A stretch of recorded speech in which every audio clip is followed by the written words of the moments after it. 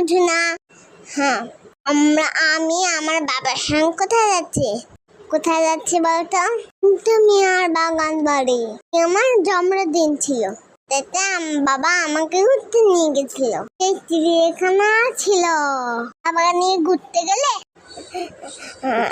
শুধু বাবা স্টুডেন্টদের সঙ্গে কথা হয়। আমি আবার দেখতে পেলাম ট্রেন। বাবার সঙ্গে দৌড়ে ছুটে যাচ্ছি ট্রেন হতে। আমি কত ছোট ছিলাম জানো? চলে যাচ্ছি ট্রেন দেখে। আর একটা নদী পার হরা একটা নৌকাও।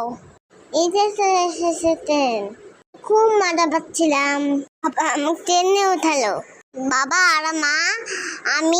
আমার বাবা, আমার মা, আমরা ট্রেনে উঠেছিলাম।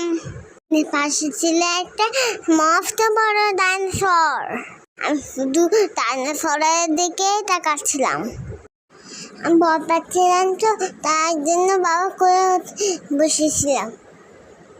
বাবা করে দিলে আমার একটু ভয় লাগে না। পুচিক আমি ট্রেন থেকে নামছি। বাবা আমাকে নামিয়ে দিচ্ছে। আমি ট্রেন থেকে নেমে গেলাম। তারপর দেখলাম অনেক দূর না। আমি মসৃণ হলাম। আমি বললাম আমি সুদ খাবো। বাবা আমাকে সুদ খাওয়াতে নিয়ে গেল। আমি তারপর সুদ খেতে পারলাম না। আমি ছোট ছিলাম